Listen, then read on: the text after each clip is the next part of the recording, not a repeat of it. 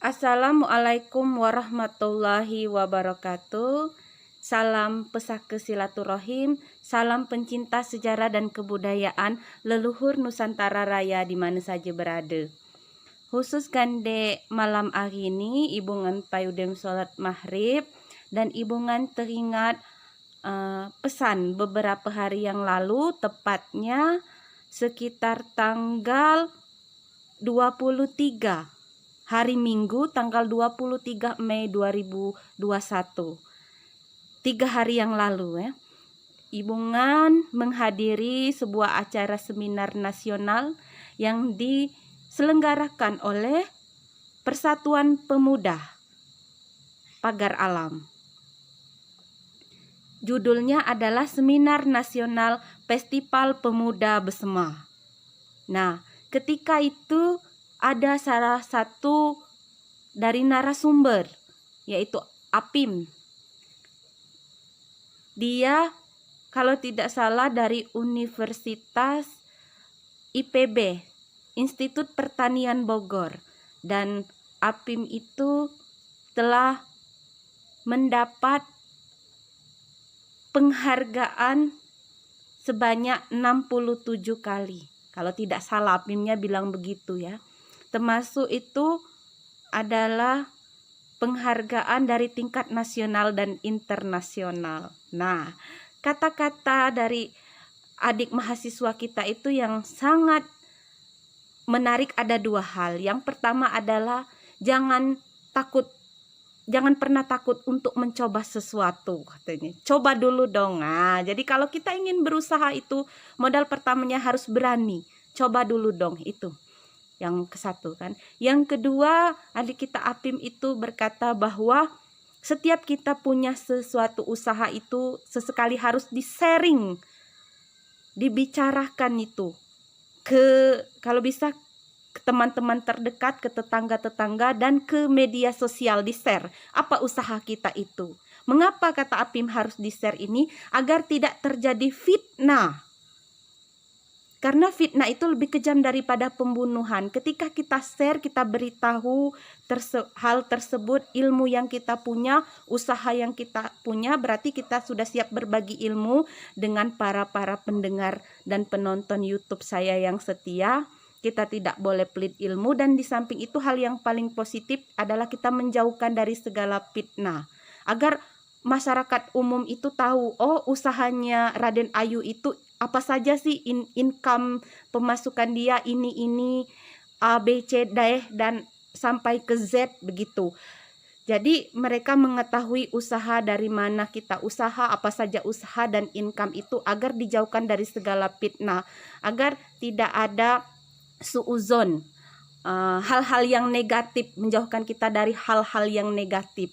Dan jangan pernah takut jika usaha kita itu ditiru oleh tetangga, teman terdekat, dan orang umum, masyarakat umum, karena kita telah berbagi ilmu pengetahuan. Jangan pernah takut untuk disaingi, karena yang memberi rezeki itu adalah Allah Subhanahu wa Ta'ala, dan yang membagi rezeki itu adalah Allah Subhanahu wa Ta'ala. Dan jangan pernah kita menuhankan usaha, tetapi hasil akhirnya itu kita kembalikan kepada Allah Subhanahu wa Ta'ala. Percayalah bahwa bala, rezeki, jodoh dan maut itu adalah Allah yang mengaturnya. Kita manusia ini hanyalah berusaha dan jangan pernah menuhankan usaha.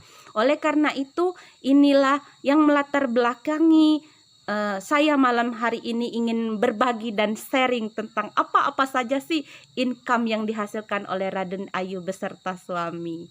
Oke, lanjut, stay tune dan jangan pernah beralih channelnya, tunggu siaran kami sampai selesai. Dan jangan lupa subscribe, pencet tombol like dan loncengnya agar saya lebih semangat lagi menguploadkan kisah-kisah sejarah hidup saya dan hal-hal yang berkenaan tentang sejarah dan kebudayaan Besema. Semoga bisa bermanfaat untuk para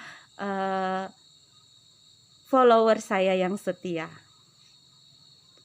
Oke, sekarang kita tidak perlu panjang lebar basa-basi, kita langsung saja sih. Apa saja income penghasilan atau pekerjaan yang dihasilkan oleh keluarga Raden Ajeng, khususnya oleh suami dan saya sendiri. Nah, akan saya katakan yang pertama adalah penghasilan dari suami saya. Suami saya ini profesinya lebih ke seorang tukang. Jadi di Indonesia ini kita masih enak kalau menjadi seorang tukang itu masih bisa memborong, mau tukang kayu, tukang batu kan. Tapi kalau kita di Jepang itu lain lagi ceritanya, karena saya pernah kuliah di STIE Lembah Dempo, Sekolah Tinggi Ilmu Ekonomi, dan seorang dosen saya, dokter, lupa saya namanya, mengatakan bahwa kalau di Jepang itu sudah spesifik sekali mengenai profesi pekerjaan. Seorang tukang kayu, membuat rumah tukang kayu itu tidak boleh dia juga mengambil pekerjaan seorang tukang rumah batu. Jadi di Jepang itu sangat ketat sekali lisensinya, mempunyai pajak-pajak. Seorang tukang itu dikenakan pajaknya dan ada surat perizinannya. Tukang kayu tidak boleh merangkap menjadi tukang rumah batu. Tapi kalau kita di Indonesia, seorang tukang kayu dia masih bisa merangkap pekerjaan menjadi tukang batu. Nah, itu kita uniknya Indonesia, serba wow ya, tapi kalau di Jepang beda lagi ceritanya. Jadi suami saya itu seorang pekerja tukang membuat rumah, dan kebetulan rumah kami sendiri ini adalah hasil arsitek dari suami saya sendiri, tukangnya kan. Coba kalau keluarga kami ini ingin mengeluarkan dana membuat rumah 10 persegi, mengeluarkan biaya sekian, dan wow, bisa bikin rumah satu lagi nih, kata suami saya begitu. Jadi suami saya itu kalau dia borongan rumah itu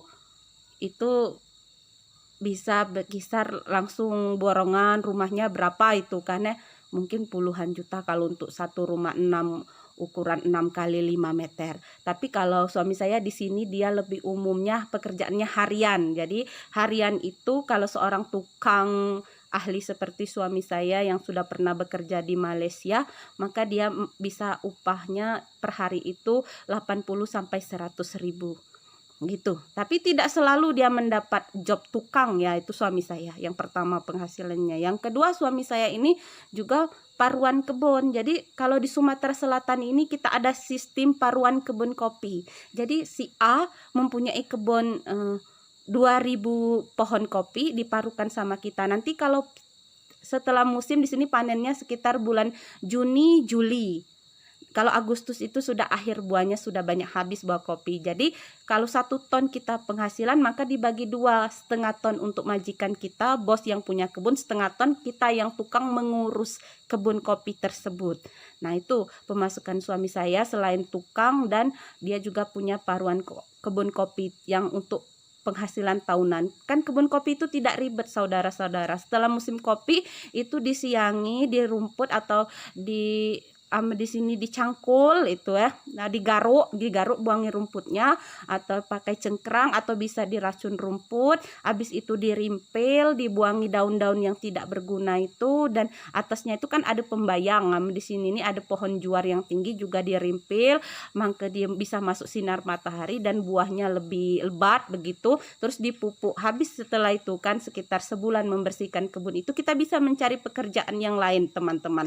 Kita bisa misalnya cari pekerjaan seseran, nukang rumah dan lain sebagainya. Dan penghasilan suami saya yang ketiga yaitu buruh tani. Nah, jadi buruh tani itu dia bisa dipanggil orang untuk bersiang di kebun orang, atau beliau bisa dipanggil orang untuk membersihkan rumput di kebun orang, atau upahan merimpil kebun orang, bersihin yang pembayang juar itu tadi, dan lain sebagainya. Jadi banyak pekerjaan seseran-seseran lainnya dari suami saya sebagai buruh tani kan. Yang penting kalau di Sumatera ini jerene mertuaku, yang penting gelem kesel iso mangan, iso urep. Jadi nggak usah nangis jerene ngono. Pas aku tiap hari kalau kami belanja ke Jawa itu Jawa Timur, suami saya aslinya Tulungagung, kalau mertua saya yang laki-laki, yang perempuan Trenggalek. Jadi kalau bicara kami pas pulang lagi ke Sumatera nangis, nggak usah nangis nduk, kue iku nang kono jare mertuaku sing lanang golek mangan, nggak usah nangis kan. Sing penting golek mangan, engko nek duwe rezeki nabung sing hemat, mulih neh belanju nek nang Jawa nih, yang penting ojo lali nang Jawa. Ngono nek kalau pesannya mertua saya yang laki-laki. Terus itu penghasilan suami saya ya. Nah, penghasilan saya sendiri. Oke.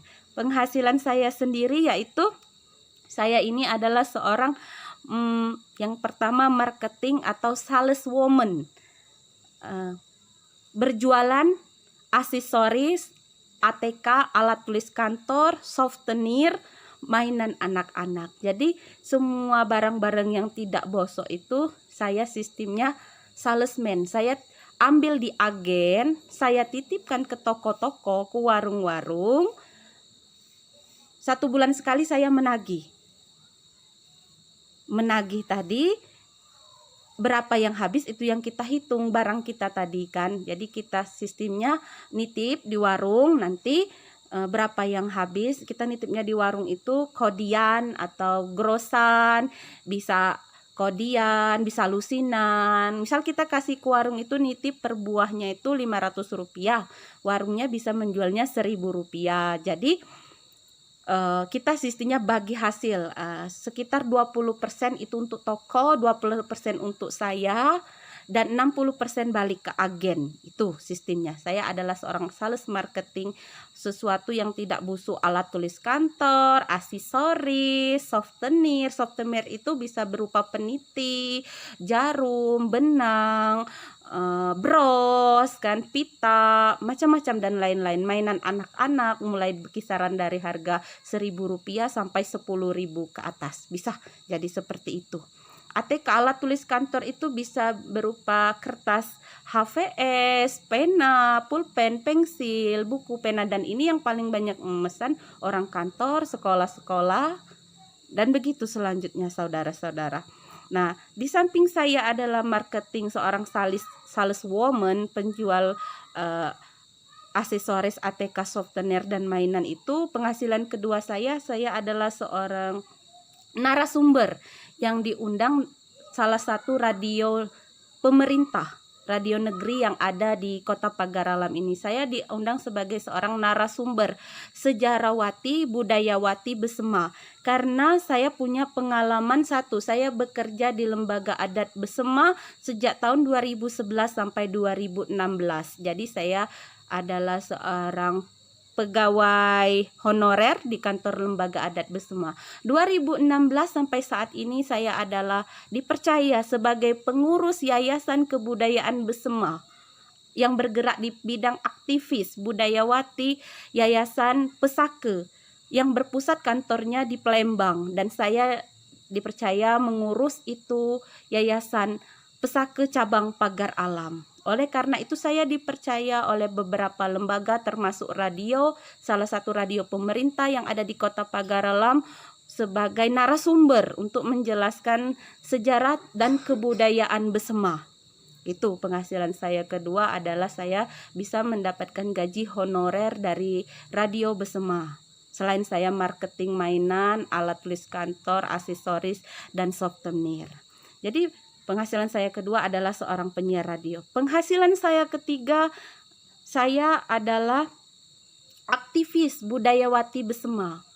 Jadi saya bergerak di Yayasan Pesake tadi, saya bisa mendapatkan seseran.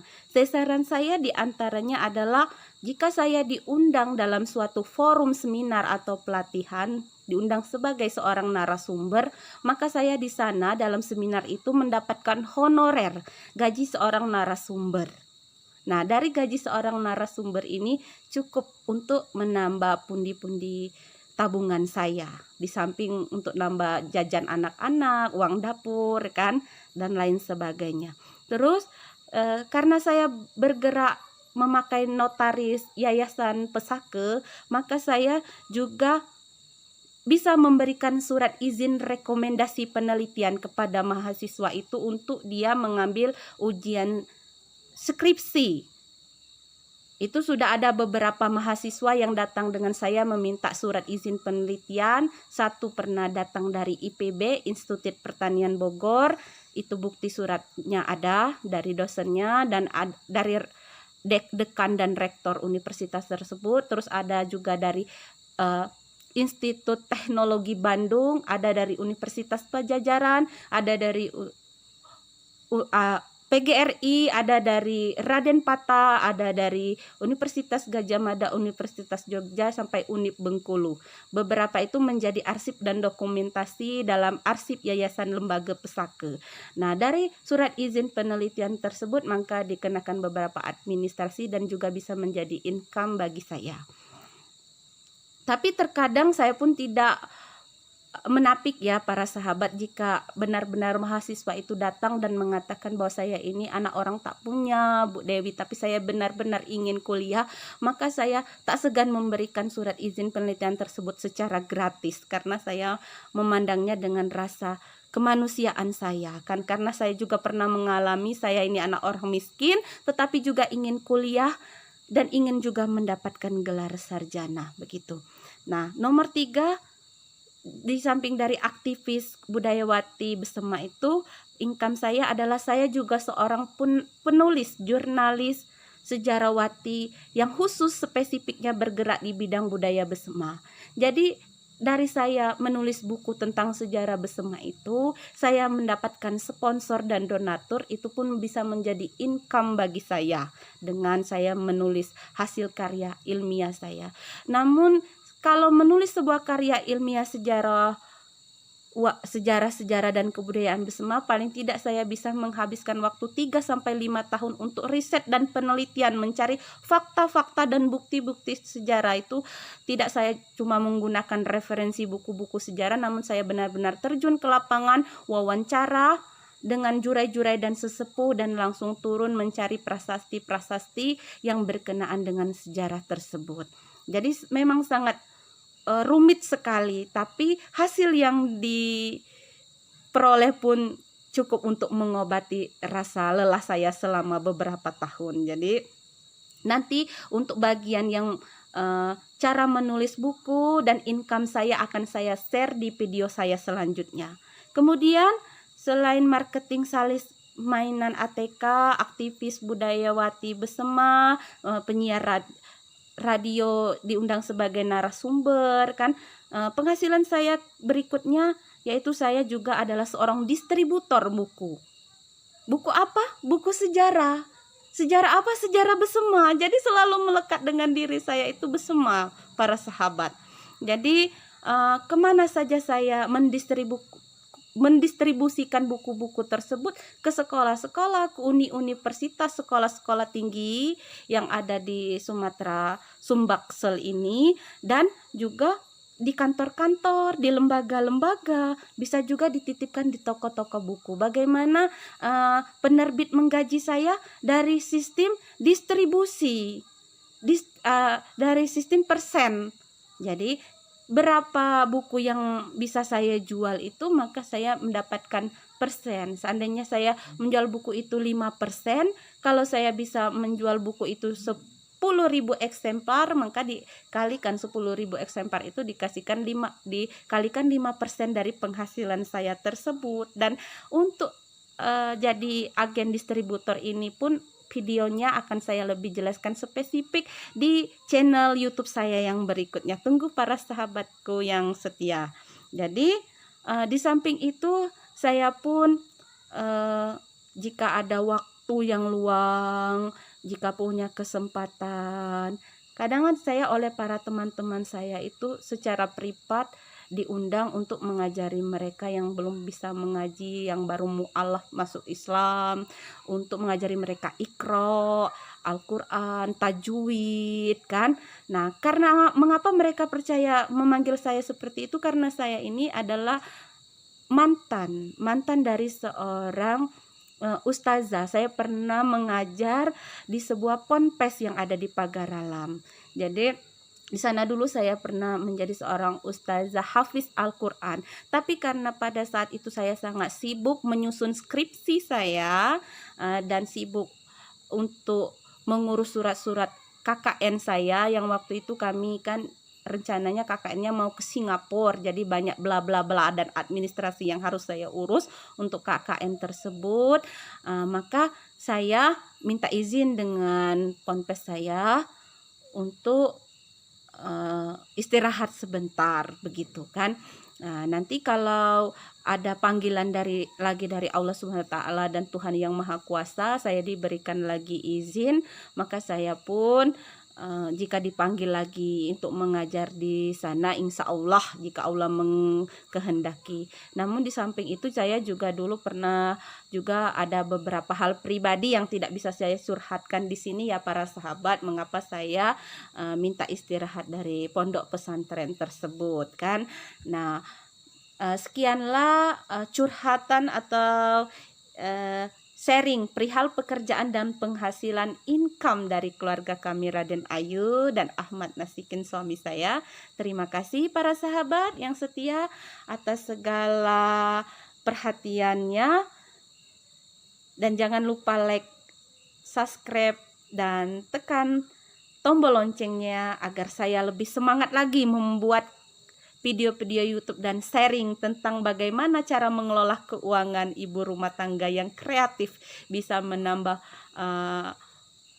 kantong penghasilannya suami. Jadi selalu setia, stay tune terus dengan YouTube saya. Semoga hal ini bisa bermanfaat. Bila ada kata yang salah saya minta maaf. Bila ada hal yang baik ambillah, mungkin itu datangnya dari Allah dan lewatnya dari mulut saya. Wabillahi taufiq walhidayah. Wassalamualaikum warahmatullahi wabarakatuh. Salam pencinta sejarah dan leluhur Nusantara Raya di mana saja berada.